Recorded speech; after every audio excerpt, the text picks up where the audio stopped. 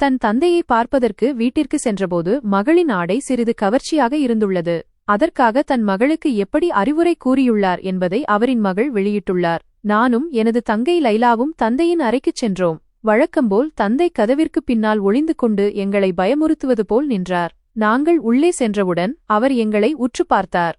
எங்களை அருகில் அமர்த்திக் கொண்டு என் கண்களை நோக்கி நேராக பார்த்து, செல்ல மகளே, இந்த உலகில் மிக மதிப்புமிக்கதாக இறைவன் படைத்த அனைத்தும் மறைக்கப்பட்டவையாகவும் இன்னும் பெறுவதற்கு மிக கடினமாகவும் தான் உள்ளது.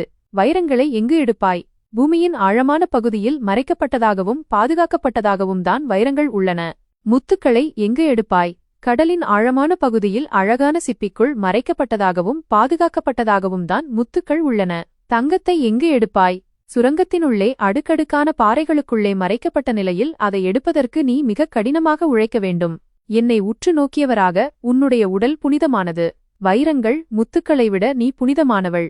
உன் உடலை முறையாக நீ மறைத்துக் கொள்ள வேண்டும். பெண்களின் உடலமைப்பு என்பது இறைவன் தந்த பொக்கிஷம். பொக்கிஷங்களை பொத்தி பாதுகாப்பதே அறிவார்ந்தவர் செயல்.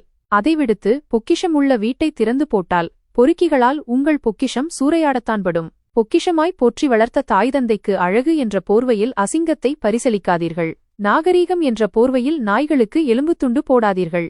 அன்பு மகள்களே, இதற்கு மேல் ஓர் தந்தையால் உங்களுக்கு அறிவுரை சொல்ல முடியாது. புரிந்து நடந்து கொள்ளுங்கள். படித்ததில் பிடித்தது.